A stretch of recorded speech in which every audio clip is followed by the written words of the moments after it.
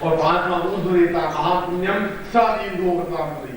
ऊर्ध्वमुख के शिवलिंग की पूजा करने से अपने आप में जीवन पूर्ण तीनों लोकों में और तीनों अग्नियों को प्रकट करता हुआ व्यक्ति पूर्णता प्राप्त कर लेता है, मगर पहले चारों मुखों के पूजन करने का ज्ञान प्राप्त हो। शिव पुराण में ऐसा बताया है। इसलिए इसके चारों मुख चारों दिशाओं की ओर है।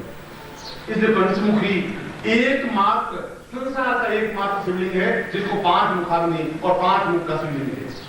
5 जगह से अपने आप में ऊर्ध्वरेता लिया हुआ है, 5 जगह से इसके 5 आकार हैं और 5 अपने आप में पूर्ण है। एक नीचे शिवलिंग को देखें तो अपने आप में पूर्ण है, फिर उसके ऊपर शिवलिंग बना, फिर पूर्ण बना, फिर तीसरा शिवलिंग बना, फिर चौथा शिवलिंग बना, फिर 5वां शिवलिंग बना। और पहले शिवलिंग का अगर मुंह पूर्व की ओर है, दूसरे शिवलिंग का मुंह पश्चिम की ओर है, तीसरा उत्तर की ओर है, चौथे शिवलिंग का मुंह दक्षिण की ओर है, 5वें शिवलिंग सबसे ऊपर का मुंह है वह ऊर्ध्वरेता है, ऊर्ध्व की ओर, ब्रह्मांड की ओर। क्योंकि व्यक्ति जीवन में चारों दिशाओं में पूर्णता प्राप्त करता हुआ ऊर्ध्वमुखी बन सके, पूर्णता प्राप्त कर सके। और जहां इनका मुख हुआ उनमें भी अगर दक्षिण में हुआ तो रामेश्वरम का ज्योतिर्लिंग प्रकट हो सका, उत्तर में पैदा हुआ तो केदारनाथ का मुंह प्रकट हो सका, केदारनाथ ज्योतिर्लिंग पैदा हो सके, और उज्जैनी के प्रकट हो सके, और द्वारिका में पूर्ण रूप से सोमनाथ पैदा हो सके, और ऊर्ध्व ब्रह्मांड रूप में पैदा हो सके। और इसीलिए कहा गया है कि यहाँ पर शिवलिंग में जो ऊर्ध्वरेता शिवलिंग है, मैं आपको जो समझा रहा हूँ शिवलिंग के बारे में समझा रहा हूँ। आप जाएंगे शिवलिंग को देखेंगे, समझ नहीं आएगी बात, बट देख लें और मैं दिखाऊंगा, क्योंकि मैंने यहाँ के व्यवस्थापकों को बात कही है। मैंने कहा मैं अपने शिष्यों का पूजन करवाऊंगा, मैं अपने तरीके से पूजन करवाऊंगा, केवल जल चढ़ाने से बिल्कुल चढ़ाने से पूजन नहीं होगा, ऐसा पूजन मैं नहीं करवा सकता। उनका साहब हम पूजन करवा देंगे, आप पूजन करवाइए, हमें कोई आपत्ति नहीं है, जो भी ऐसा चाहे आप पूजन करवा दीजिए। मगर मैं समझाना चाहता कि शिवलिंग क्या है। जब शिवलिंग में से सारे बीड़ को हटा दे, उसके ऊपर जितना भी कचरा डाल दिया है तो उसको पहले साफ कर लें। साफ करके शिवलिंग को देखें तो आपको लगेगा कि ये शिवलिंग अपने आप ऐसा शिवलिंग तो पृथ्वी पर है ही नहीं, स्वयं वो शिवलिंग अपने आप में अधिकतम है। प्रत्येक शिवलिंग 5 शिवलिंगों से बना हुआ एक शिवलिंग है, और प्रत्येक शिवलिंग का मुंह अपने आप में अलग दिशा की ओर, अगर पूर्व की तरफ है, पश्चिम की तरफ है, उत्तर की तरफ है, दक्षिण की तरफ है, और ऊर्ध्वमुखी भी है। और ऊर्ध्वमुख आकार शिवलिंग को स्पर्श करने से अपने आप में अत्यंत उष्णता प्रकट होती है, तेज प्रकट होता है। ऐसा लगता है कि सारा शरीर एकदम झंझना रहा है, चिन्मयुक्त बन रहा है।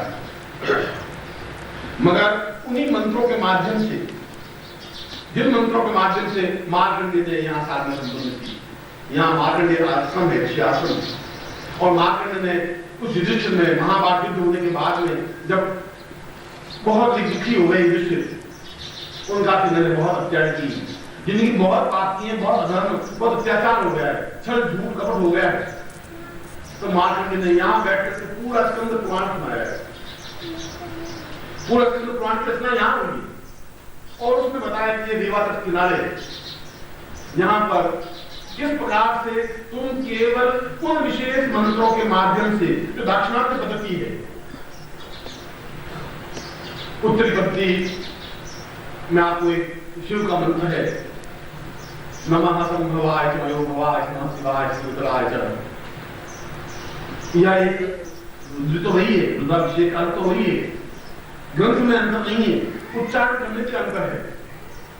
मैं पूछता हूं कि क्या है, तो आप समझेंगे कि बहुत हिम्मत से मुझे पूछ रहे हैं कि क्या बात क्या है, बात तो क्या ही बोला है, पर बोलो कि टोन में अंतर आ गया है, वह क्रोध है, तुम्हारा अपमान है, तुम्हें बहुत गलत ढंग से बोला हूं, और पहली बार बहुत हिम्मत से बोला हूं, तुमसे पूछा है कि क्या बात है, दोनों बार अक्षरों में क्या है यूज किया है, पर क्या है कि दोनों दुनिया में अंतर आ गया है।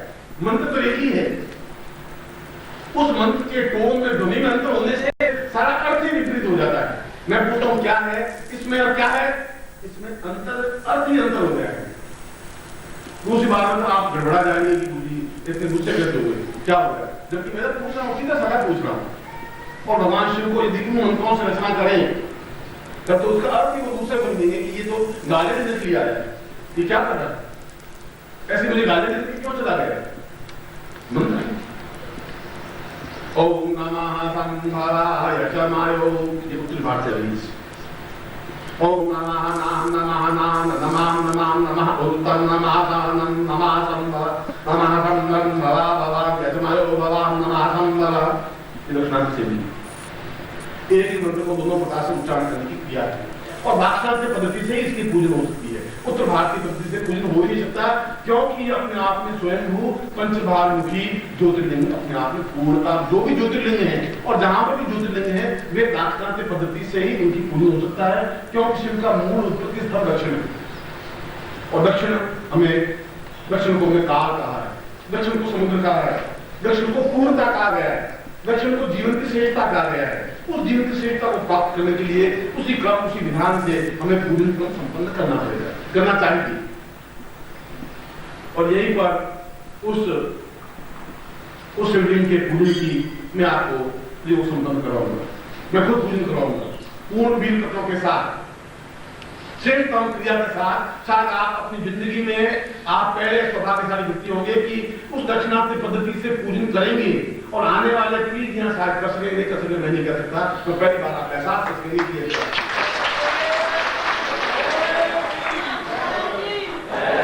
आपका टैग हो, आप जरूर उसको टैग करें, दक्षिण में जाके सुनाएं। ये कहेंगे दक्षिणा पद्धति से मंत्र है, मगर मंत्र की विवेचना, मंत्र का चिंतन, मंत्र की विचारधारा, मंत्र की सरणी अपने आप में अद्वितीय है। मंत्र बोले देवता सामने प्रकट नहीं हो तो फिर मंत्र का अर्थ नहीं है। हम मंत्र बोले हमारा सारा शरीर झंझनाने लग जाए तो मंत्र का मतलब नहीं है। और सामने स्वयं देवता सामने प्रत्यक्ष नहीं हो जाए फिर मंत्र को बोलने की क्रिया ही नहीं है। या तो हमारा मुंह शुद्ध है या मंत्र शुद्ध नहीं। मंत्र तो वो के वो है, बोलने वाले क्षमतावान व्यक्ति होना चाहिए और सुनने वाला क्षमतावान व्यक्ति होना चाहिए क्योंकि सामने स्वयं वो पंचभारमुखी ज्योतिर्लिंग हमारे सामने स्पष्ट है। केवल वीर को चढ़ाने से और जल चढ़ाने से दूध चढ़ाने से पूजन नहीं हो सकता। पूजन तो विशेष क्रम से विशेष चिंतन से हो सकता है। आज को जब मैंने ओंकार से बुलाया है, ओंकार बिंदु संयुक्त नित्यम ध्यायन्ति योगिनः धर्मतां कामनां चैव श्रीस्तेन पूर्णतां भवेत्। ओंकार बिंदु संयुक्त, ये ओंकार है जो बिंदु के साथ में है, बिंदु का मतलब पूर्णता। और ऐसे ही ओंकार को नित्यम ध्यायन्ति योगिनः, सारे योगी ऐसे ही देवता को, ऐसे ही ओंकार शिवलिंग को ध्याते हैं जो योगी है। और योग का मतलब है जो हमारे पास चीज नहीं वो मिले तब योग होगा। एक और एक चीज मिलकर के योग बनेगी। योग का मतलब है दो चीजें मिलना, दो चीजें वो मिलना जो हमारे पास नहीं है। हमारे पास धन नहीं है, ऐश्वर्य नहीं है, वैभव नहीं है, मानसिक शांति नहीं है, आरोग्यता नहीं है, जो कुछ नहीं है वह प्राप्त होने के लिए नित्यम ध्यायन्ति योगिनः धर्मदान कामदान चैव। काम तो प्राप्त होता ही है। काम का मतलब है पूर्ण पौरुष बल, यौवन, साहस, तेजस्विता, लक्ष्मी प्राप्त होती है। श्रेष्ठतां पूर्णतां भवेत्। जीवन की जितनी न्यूनताएं वह पूर्ण होती हैं केवल इस प्रकार के ओंकार बिंदु से युक्त पूजन करने से। ओंकार शब्द में बिंदु नहीं है। पूर्णिमा के अवसर पर इस तरह का बिंदु से युक्त पूजन करें, केवल ओंकार शब्द में पूजन नहीं करें। और वो मत बिंदु है नहीं, और ओम है।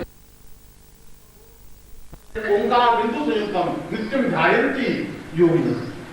यदि पूर्ण योग प्राप्त करें तो दीक्षा लेकर के इस ज्योतिर्लिंग के बिल्कुल ठीक नीचे गुफा है, आप जाएं। उस गुफा को मध्य प्रदेश सरकार ने आज से 4 साल पहले ढूंढा, अभी तो मुझको पता ही नहीं था। फिर ढूंढ के मालूम किया कि यहां पर शंकराचार्य ने दीक्षा प्राप्त की थी। उस गुफा की खोज की तो यहाँ के मुख्यमंत्री थे अर्जुन सिंह जी। उन अर्जुन सिंह जी ने गुफा का उद्घाटन किया।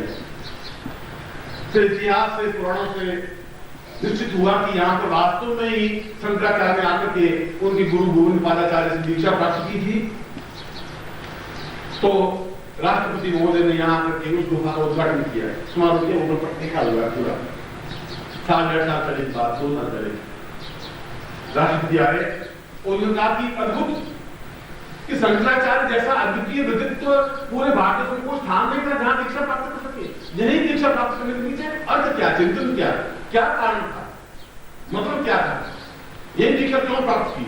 और गोविंद पादाचार्य ने कहा तुम्हें दीक्षा दूंगा केवल ओंकार बिंदु संयुक्तम, केवल ओंकार के नीचे बैठ करके तुम्हें दीक्षा दूंगा। अगर तुम्हें दीक्षा प्राप्त करनी है, अद्वितीयता प्राप्त करनी है, अगर तुम्हें 1000 वर्षों तक जिंदा रहना है अगर तुम्हें सिद्धार्थ में पूर्णता प्राप्त करनी है तो फिर दीक्षा तुम्हें ही प्राप्त होगी। और उस विशेष कार्य के लिए यहां पर आए गोविंद पादाचार्य और शंकराचार्य ने दीक्षा प्राप्त करने के बाद उन्होंने अत्यंत सुंदर श्लोक की रचना की, भज गोविंदम भज गोविंदम भज गोविंदम मूढ़मते। और हम आज तक यही समझते आ रहे हैं कि भगवान कृष्ण की स्तुति है भज गोविंदम। गोविंद पादाचार्य में गुरु की स्तुति है, अपने गुरु के बारे में कहा है भज गोविंदम भज गोविंदम भज गोविंदम मूढ़मते।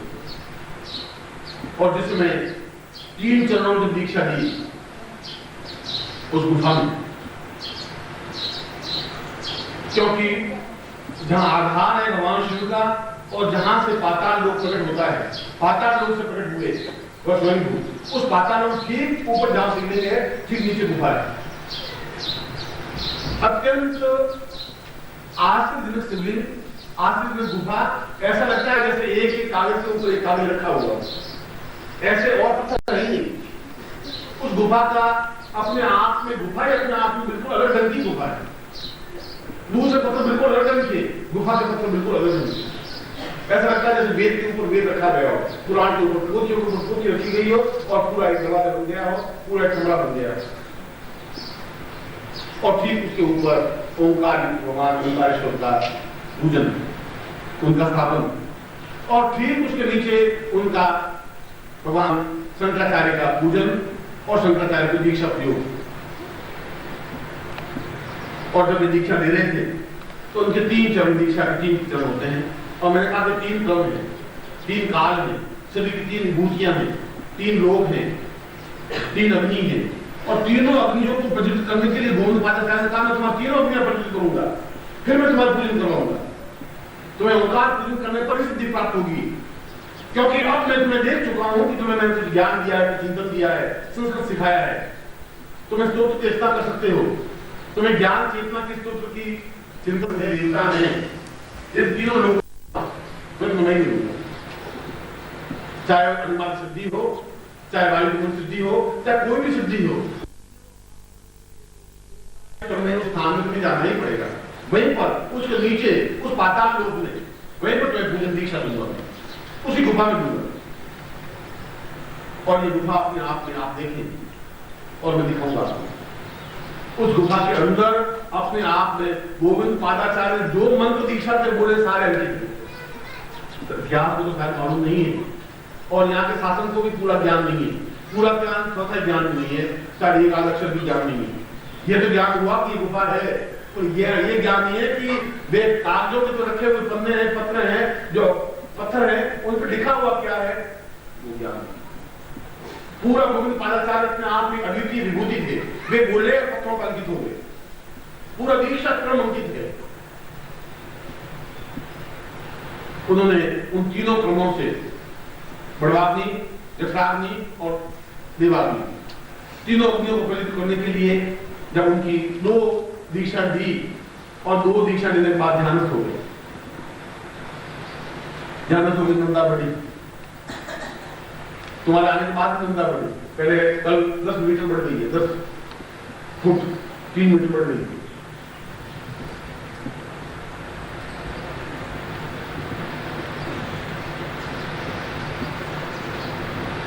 नंदा बढ़ी तो नंदा गुफा से बात आई, शंकराचार्य का मुझे दीक्षा का 1 क्रम बाकी है और उस 30 क्रम से मैं वायु सिद्धि प्राप्त कर सकूंगा। अगर 1 सेकंड का डाल इससे मैं गोविंद पादाचार्य वहां से यहां तक आ सकते हैं, मुझे आने में 4 महीने लगते। ओम परम तत्वाय नारायणाय गुरुभ्यो नमः। ओम ह्रीं मम प्राण देह रोम प्रतिरोम चैतन्य जाग्रय ह्रीं ओम नमः। ओम भूर्भुवः स्वः तत्सवितुर्वरेण्यं भर्गो देवस्य धीमहि धियो यो नः प्रचोदयात्।